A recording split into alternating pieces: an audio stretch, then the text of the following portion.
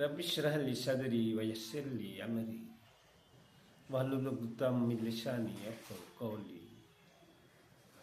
औज़ु बिल्लाहि मिनश शैतानिर रजीम। बिस्मिल्लाहिर रहमानिर रहीम। या अय्युहल्लज़ीना आमनुत्तक़ुल्लाह हक़्क़ तुक़ातिही वला तमूतुन्ना इल्ला व अंतुम मुस्लिमून। मोहतरम सामीन कराम,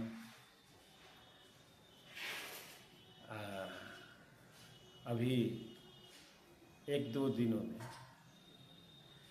ईद आने वाला है। हम लोग ईद का त्यौहार मनाएंगे। तो आज हमारे गुफ्तगू का मौजू ईद या वईद, यानी ईद से मुराद खुशी और वईद का मतलब चेतावनी।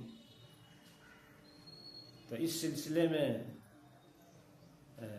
हमारी ये बात होगी, ये ईद किस लिए या ईद क्यों मनाया जाता है। तो आप जानते होंगे कि ज़माने जाहिलियत में अरब में ऐसे मौके पर लोग ईद मनाया करते थे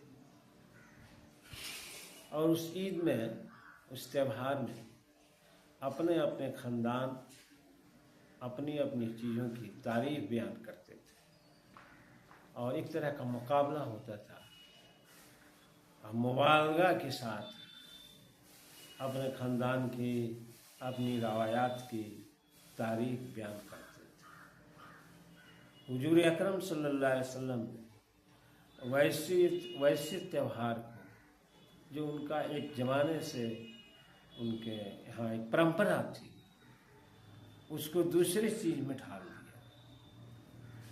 वह ये कि अब अपने माँ बाप की, अपने अजीज़ व अकारिब की, अपने पुराने ज़माने की परंपराओं की तारीफ़ बयान न करके अल्लाह की बड़ाई और बुजुर्गी को बयान किया। जैसे कि हम लोग ईद के मौके पर जब जाते हैं ईदगाह, तो एक कलमा हम लोग पढ़ते जाते हैं, अल्लाह अकबर अल्लाह अकबर अल्लाह अकबर अल्लाह अकबर। ये कलमा हम लोग पढ़ते जाते हैं, अल्लाह की बड़ाई बयान करते हैं, अल्लाह की बुजुर्गी बयान करते हैं कि अल्लाह ही सबसे बड़ा है। ना हम बड़े हैं, ना हमारा ख़ानदान बड़ा है, ना हमारा रस्म रिवाज बड़ा है, ना हमारे बाप दादा का लाया हुआ जो परंपरा है वो बड़ा है। बड़ाई के अगर लायक है तो सिर्फ और सिर्फ अल्लाह ताला की जात है। इसी को बयान करते हुए जाते हैं, फिर लौटते हैं। एक रास्ते से जाते हैं, दूसरे रास्ते से लौटते हैं। और ऐसे मौके पर हम करते क्या हैं कि अपना ठाट बाट शान शौकत दिखाते हैं।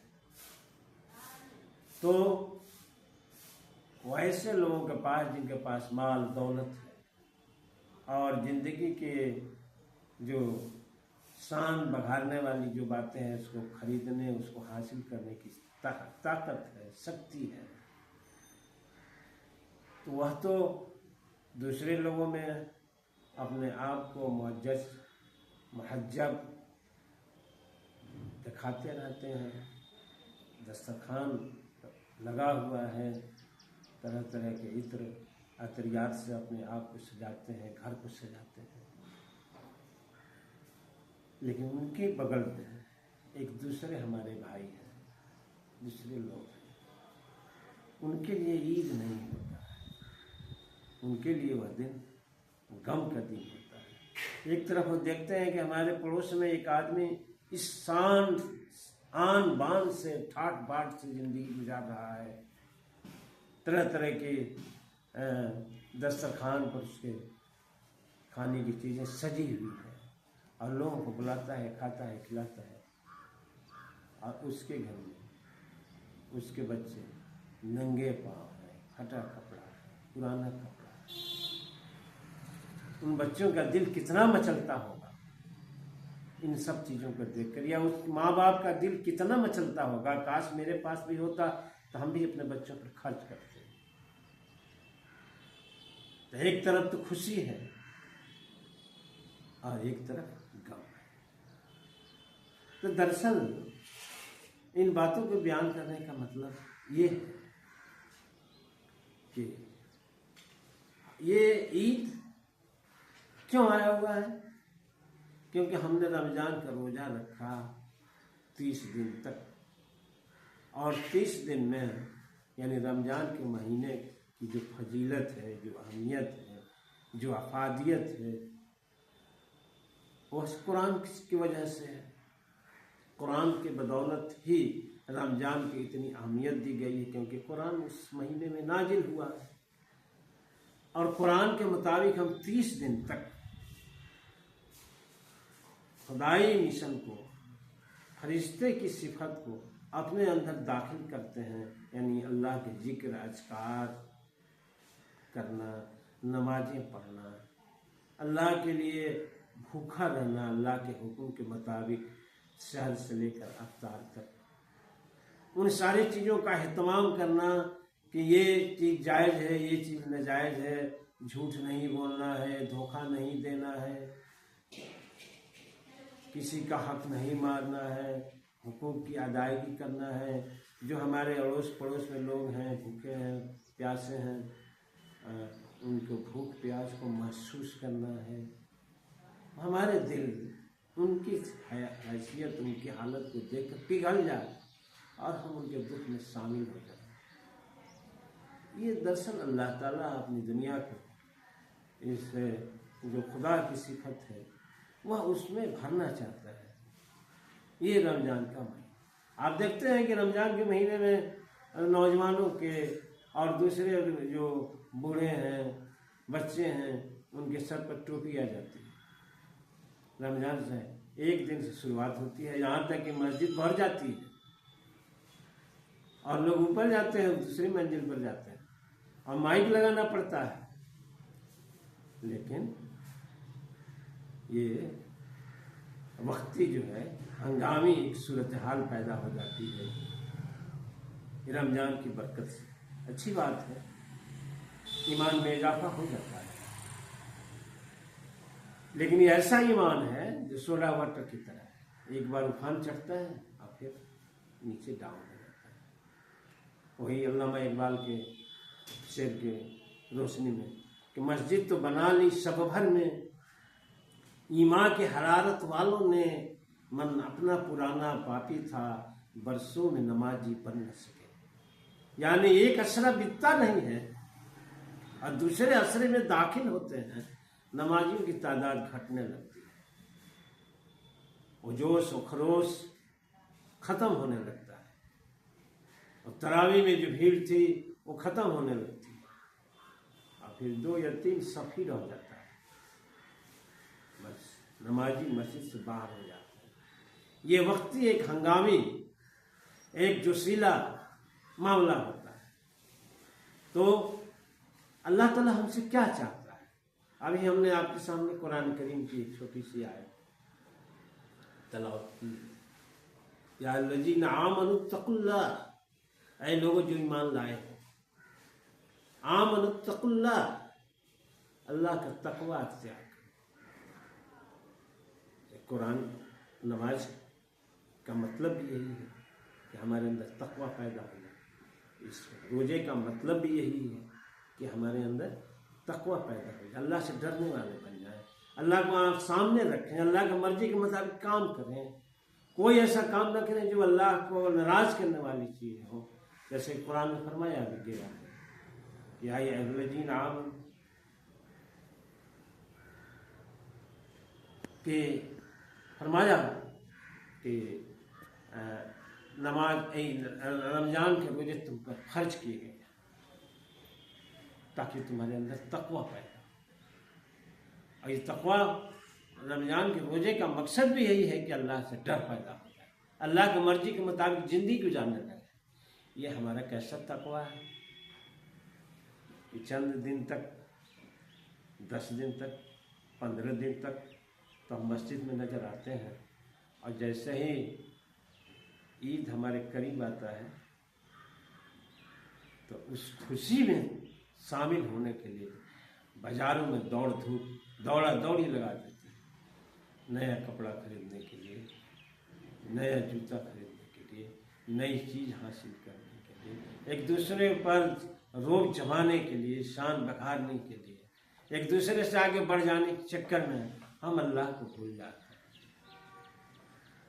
तो अल्लाह ताला क्या फरमाता है कि या अय्युहल्लज़ीना आमनू तक़ुल्लाह हक़ तुक़ातिह, अल्लाह से डरो जैसा कि डरने का हक है, और तुम्हें मौत ना आए। यहां तक कि ईमान पर आए। दरअसल यही इसका मकसद है। हमारा ईमान क्या है कि 10 दिन 15 दिन तक तो हमारा ईमान जोश खाता रहता है, फिर ईमान में ढलान आ जाता है। रमजान खत्म, टोपी गायब फेंक देते हैं, फिर जुम्मा को पढ़ते हैं, या फिर ईद बकरीद में निकालते हैं। अल्लाह ताला को इस ईमान की जरूरत नहीं है।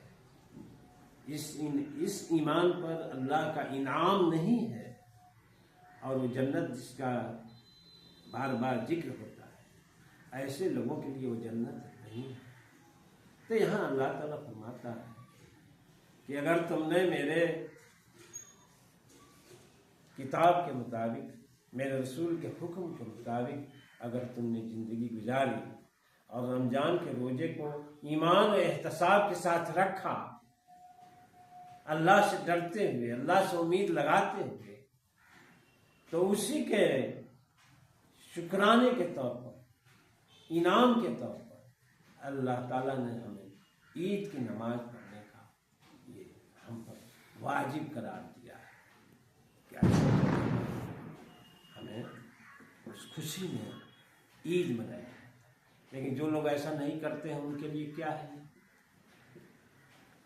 जो रमजान गुजर जाता है, एक भी रोजा नहीं रखते हैं, रमजान आया गया लेकिन झूठ नहीं छूटा उनका, धोखाधड़ी नहीं छूटा, जितने बुरे अखलाक थे, बुरे किरदार थे, बुरे आदात थे, उसको हमने नहीं छोड़ा।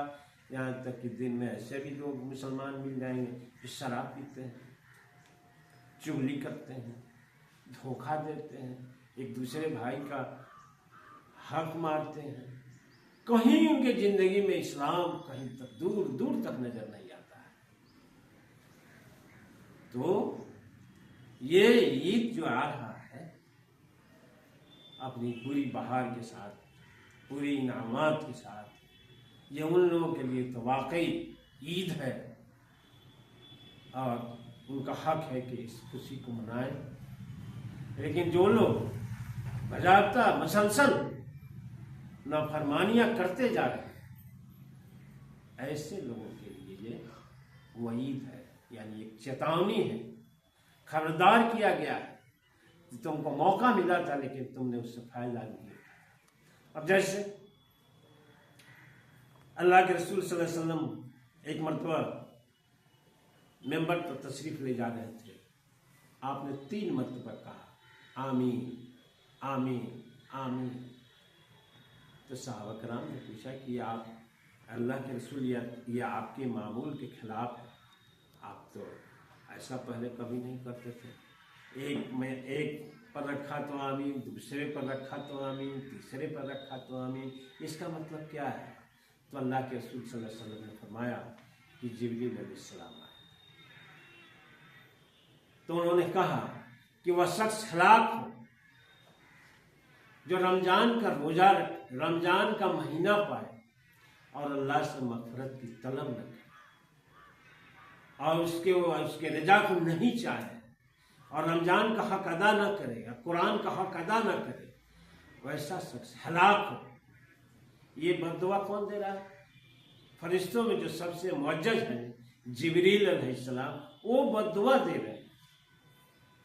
और अल्लाह के रसूल सल्लल्लाहु अलैहि वसल्लम नबियों में सबसे अफजल, अल्लाह को महबूब, इंसानों में सबसे महबूब, वह जो है आमीन कह रहा है, यानी एक दुआ बद्दुआ दे रहा है, एक उसको कबूलियत के लिए कि इस दुआ बद्दुआ को कबूल किया जाए अल्लाह ताला से। भला वह शख्स हलाक नहीं हुआ, क्या उसके लिए ये वईद नहीं है? दूसरा उस शख्स के बारे में बताया कि वह शख्स जो अपने माँ बाप को बूढ़ा पाए, उनकी खिदमत बजा करके, उनकी खिदमत करके उनको खुश न करे, उनसे माफी तलाफी न कर दे। क्या बताया? अल्लाह के बाद सबसे बड़ा अगर किसी का हक है तो माँ बाप का है, जिसने तुम्हें पाला पोसा बड़ा किया, तुम्हारे लिए दिन रात एक कर दिया, अपने सारे सुख को त्याग दिया अपने बच्चों के लिए।